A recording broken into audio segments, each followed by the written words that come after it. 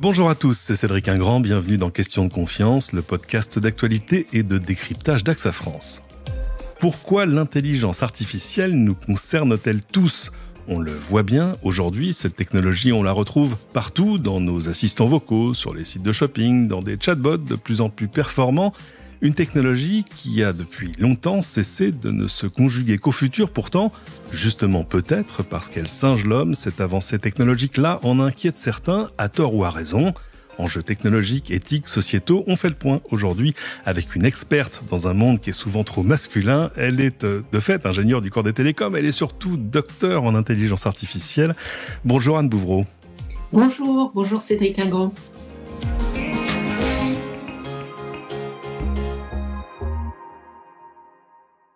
Alors, c'est un plaisir de vous recevoir parce que vous avez d'abord un vrai passé dans l'intelligence artificielle que beaucoup considèrent comme un secteur presque nouveau parce qu'en fait, l'IA, ça existe depuis longtemps. C'est surtout l'explosion des applications auxquelles on a assisté ces dernières années.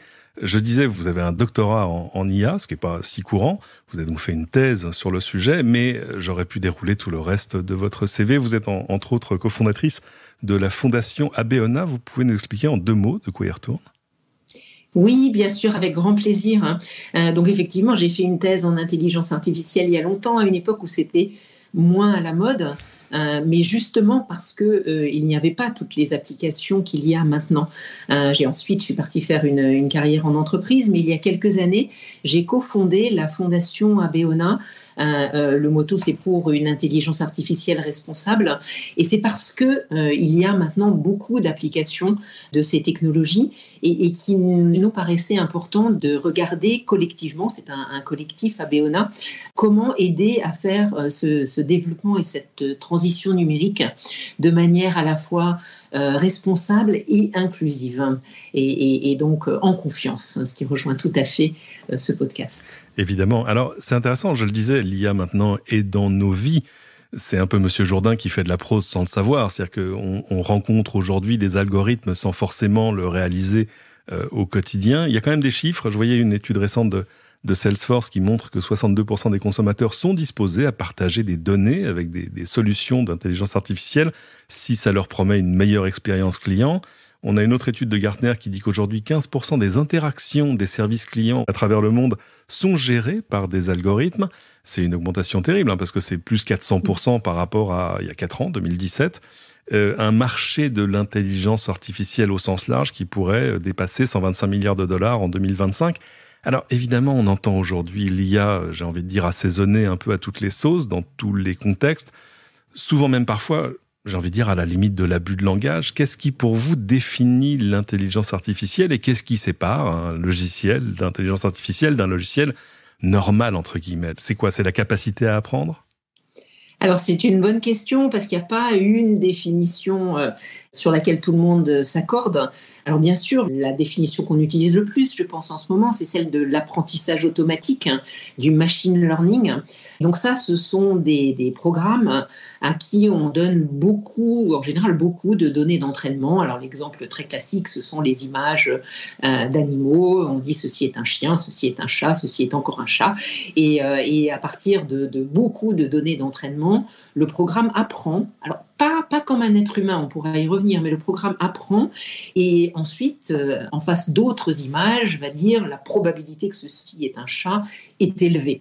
Donc on est sur de l'apprentissage effectivement par des ordinateurs et des algorithmes, mais ça ressemble plus à des statistiques augmentées quelque part, des statistiques on stéroïdes comme on pourrait dire, qu'à la manière dont des enfants, vous voyez une petite fille qui rencontre 2 chiens, 3 chats, sait parfaitement les reconnaître et peut expliquer les moustaches, la queue, etc. Tandis que le programme d'apprentissage automatique ne sait rien, c'est juste un certain nombre de bits et de données qui ressemblent et qui lui font recommander un chat ou un chien. Donc ça, c'est la définition effectivement de l'apprentissage automatique qu'on utilise beaucoup. Mais plus globalement, on peut dire que l'intelligence artificielle, ce sont des données, des ordinateurs, parce qu'il faut des ordinateurs puissants en général, et puis des algorithmes. Donc quand je faisais ma thèse, il y avait les algorithmes, les ordinateurs étaient beaucoup moins puissants, et puis le monde de l'Internet n'avait pas toutes ces données que nous avons aujourd'hui.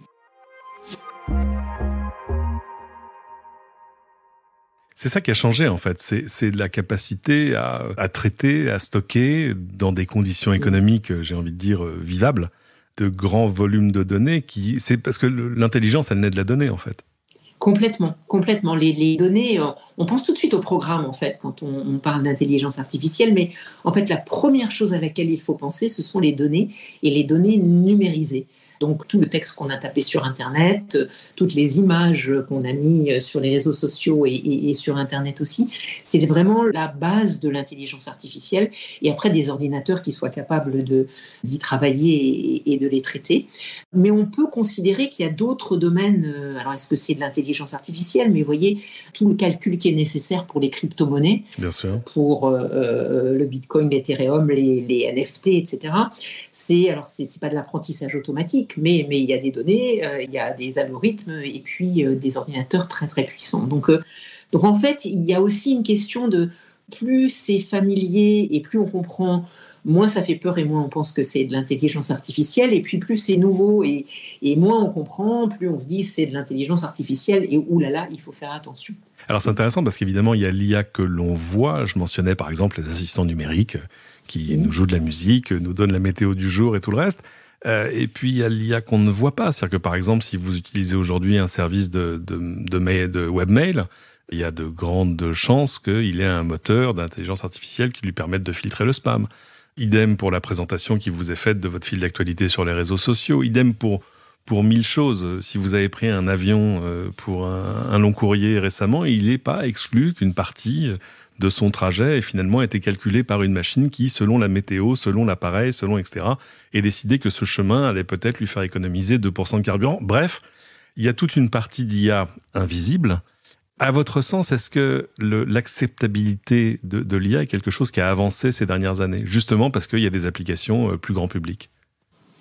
Oui, alors c'est quelque chose que je suis beaucoup effectivement. Et alors par exemple en France, il y avait une étude, un sondage du Crédoc il y a 2 ans, en 2019, qui montrait que la majorité des Français, on était dans les 60% voire plus, avaient peur de l'intelligence artificielle et du coup avaient beaucoup de réticence par rapport au développement et à l'utilisation de l'intelligence artificielle. Une des choses qu'on a faites suite à ce sondage-là avec l'Institut Montaigne et Open Classrooms, c'est de créer un MOOC en ligne gratuit de 5-6 heures, donc c'est quelque chose qui est vraiment accessible à tout le monde, qui permet d'expliquer ce qu'est l'intelligence artificielle, ce que ce n'est pas, quels en sont les risques et comment aborder ces risques et comment s'y préparer et puis les traiter. Alors ça progresse, ceci dit.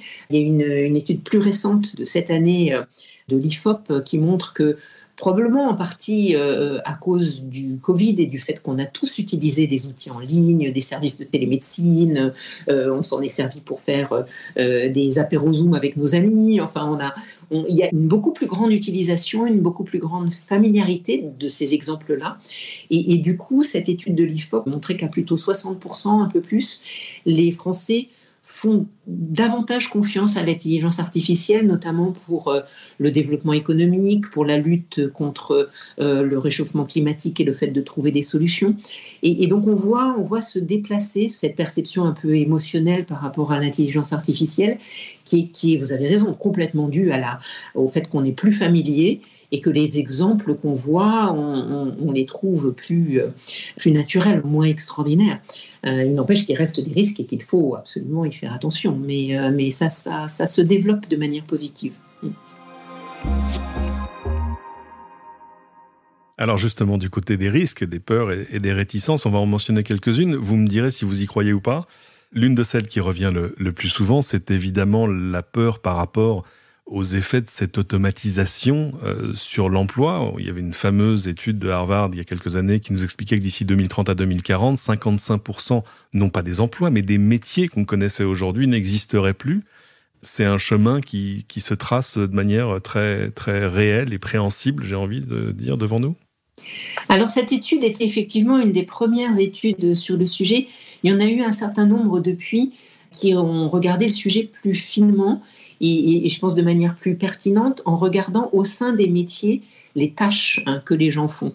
Et donc effectivement, il y a un certain nombre de tâches qui sont en train ou qui vont être davantage automatisées par l'intelligence artificielle. En général, des tâches plutôt répétitives, par exemple en comptabilité, en classement, en analyse d'images. Et donc ces tâches-là vont être déléguées à des ordinateurs. Mais il y a aussi des tâches qui n'étaient pas possibles ou qui sont nouvelles et qui apparaissent, par exemple des analyses de millions de données en quelques heures qu'on ne faisait juste pas, ou alors ça prenait vraiment beaucoup de temps pour les faire. Et puis il y a les nouveaux métiers qui se développent aussi, les experts en cybersécurité, les webmasters. Donc il y a tout un tas de nouveaux métiers qui, là plus dans le cadre du monde de l'Internet, mais pour l'intelligence artificielle, le métier des data scientists par exemple, qui sont en très forte tension et pour lesquels on n'arrive pas à recruter assez. Donc je pense que c'est plutôt une transformation, un changement majeur de beaucoup de nos emplois et de nos métiers. Et donc ça va demander à chacune et chacun d'entre nous d'être très flexible, de continuer à apprendre, à se former, à trouver des nouveaux métiers ou à changer de manière de faire son métier. Donc c'est anxiogène, c'est compliqué, il faut apprendre. Mais ça ne va pas être de l'ordre de la disparition de métiers, c'est plutôt une transformation accélérée. Et donc mon message toujours, c'est il faut apprendre, il faut continuer à se former et il faut être flexible.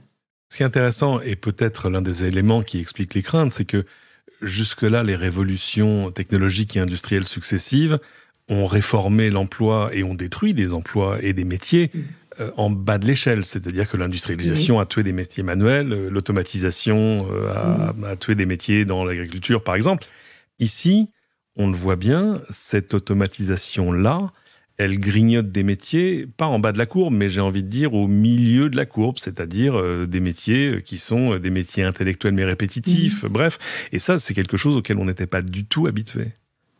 C'est vrai, c'est nouveau et c'est à la fois bien sûr une source d'inquiétude, mais aussi une source d'espoir parce que justement, si c'est un métier manuel et qu'on dit à quelqu'un c'était un métier manuel, mais maintenant il faut se former à être data scientist, c'est peut-être plus compliqué que de dire à quelqu'un qui a fait des études de comptabilité d'aller vers un métier de data scientist qui en fait n'est pas si fondamentalement différent. Donc c'est plus rapide par contre que ces transitions qui ont eu lieu pour les métiers manuels. Donc c'est vraiment quelque chose à faire rapidement et toutes les entreprises regardent la formation continue, les nouveaux programmes, et c'est quelque chose que les gens peuvent prendre aussi en main, leur propre formation et leur propre employabilité. Encore une fois, sur des métiers qui ne vont pas disparaître mais qui vont changer beaucoup et sur de nouvelles manières de faire des choses qui existent déjà. Alors justement, sur les enjeux éthiques, il y a des choses qui tournent autour de la sécurisation des données, du respect de la vie privée. Mais au-delà de ça, il y a une crainte qui est de dire finalement, si on crée des algorithmes qui vont reproduire nos meilleurs choix, est-ce qu'on n'est pas aussi en train de reproduire nos propres biais, nos propres préjugés ? J'ai un exemple qui est mon exemple préféré en la matière, qui est de dire par exemple, vous êtes une grande entreprise, et vous vous dites, voilà, on va faire un moteur d'IA qui va filtrer les meilleurs CV des meilleurs candidats qui postulent chez nous. Comment on va savoir quels sont les meilleurs CV ? C'est très simple. On va prendre parmi nos employés ceux qui sont les plus performants et on va prendre leur CV comme base d'analyse et pour essayer de trouver parmi tous les candidats des CV identiques. Le problème, c'est que si vous faites ça, vous reproduisez les biais à bon ou mauvais escient, j'ai envie de dire, des recruteurs qui ont recruté les gens que vous avez aujourd'hui. Et ça peut poser des problèmes d'inclusion, de diversité, etc. Vous comprenez ces préventions-là ? Bien sûr. Alors en France, c'est pas des choses qui se font, mais Amazon a effectivement utilisé ce système-là. Et donc, d'une part, effectivement, on reproduit les biais qu'on peut avoir. Amazon voulait recruter des développeurs informatiques. Donc, les gens qu'ils avaient recrutés jusqu'à présent, c'était essentiellement de jeunes hommes diplômés en informatique, voilà, sans beaucoup de surprises. Mais les programmes d'apprentissage automatique, en fait, qui ne raisonnent pas comme nous, non seulement reproduisent les biais dans les données, mais peuvent les amplifier.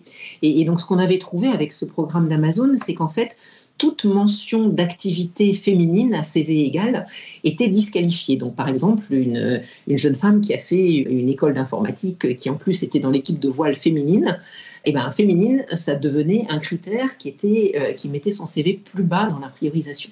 Et bien sûr, Amazon a arrêté d'utiliser ce système-là, mais on voit qu'il y a à la fois le risque de reproduction et le risque d'amplification des biais, qui peuvent être des biais hommes-femmes, des biais d'âge, des biais d'adresse de la personne qui candidate. Enfin, on peut aller dans tout un tas de religions, si jamais c'est mentionné sur le CV. Donc, ce sont des choses auxquelles il faut faire très attention.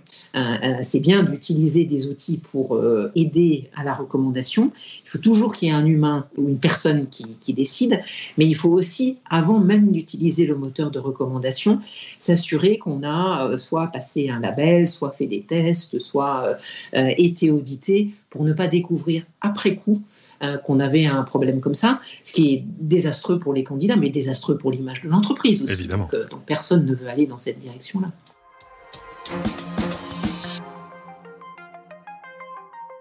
Au vu des enjeux à la fois sociétaux, technologiques et éthiques, est-ce que vous comprenez ceux qui appellent à une réglementation des algorithmes, à faire valider d'une manière ou d'une autre, et on n'a pas encore, à mon avis, trouvé la manière, à faire valider les algorithmes par des autorités indépendantes?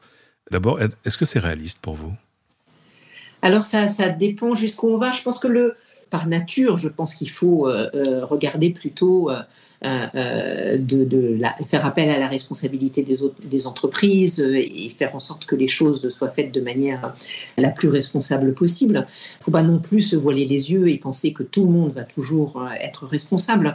Donc le chemin, il me paraît plutôt être un chemin oui, très probablement, il va y avoir de la régulation. La Commission européenne est en train de travailler sur un AI Act, donc une réglementation pour l'intelligence artificielle après le Digital Services Act et le Digital Markets Act qui sont en cours.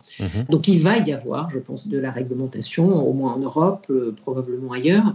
Ce à quoi il faut faire attention, c'est qu'elle soit faite de manière mesurée, proportionnelle, et qu'elle ne devienne pas un frein au développement des entreprises. On l'a vu pour la réglementation de protection des données, à laquelle nous, en France, on est très attachés avec la CNIL. C'est la France qui a beaucoup poussé cette réglementation GDPR, RGPD en Europe. Ça part d'une excellente intention, c'est quelque chose de très important à faire. Ça a été mis en place de manière un petit peu lourde. Et donc, ce à quoi il faut faire attention, c'est que le jour où il y aura une réglementation sur l'intelligence artificielle, et je pense qu'elle vient, il faut qu'elle soit, si possible, mise en œuvre de manière pragmatique. Donc ça fait partie des choses auxquelles on travaille avec le collectif ABEONA, d'essayer de voir c'est quoi, par exemple, un audit de système d'intelligence artificielle, à partir de quand on en a vraiment besoin, et quand il est fait, est-ce que c'est 2500 questions ou est-ce que c'est les 50 questions pertinentes?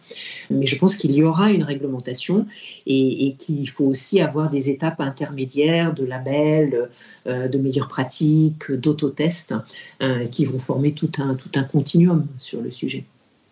Merci beaucoup Anne Bouvreau. Avant de se quitter, je voulais dire 2 mots de ce que AXA fait au chapitre de l'IA. AXA est membre d'un collectif qui s'appelle Impact AI, à cœur de contribuer à la réflexion justement sur les enjeux éthiques et sociaux de l'IA aux côtés de nombre de différents acteurs de l'écosystème numérique, des entreprises, des startups, des organismes de recherche, etc. On vous mettra un lien dans les notes de l'émission. Anne Bouvreau, où est-ce qu'on peut vous retrouver en ligne ?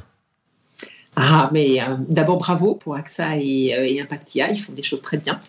Pour me retrouver en ligne sur Twitter, Anne Bouvreau, et puis fondationabeona.org sur Internet. Merci encore. C'est ainsi que se termine cet épisode. Merci à tous de l'avoir suivi. Pensez évidemment à vous abonner à ce podcast, à le partager avec vos amis. Pensez enfin à venir déposer vos commentaires sur votre application de podcast préférée. D'ailleurs, si elle vous a conseillé ce podcast, c'est peut-être une IA qui se cache derrière. Allez, à très bientôt pour une nouvelle question de confiance.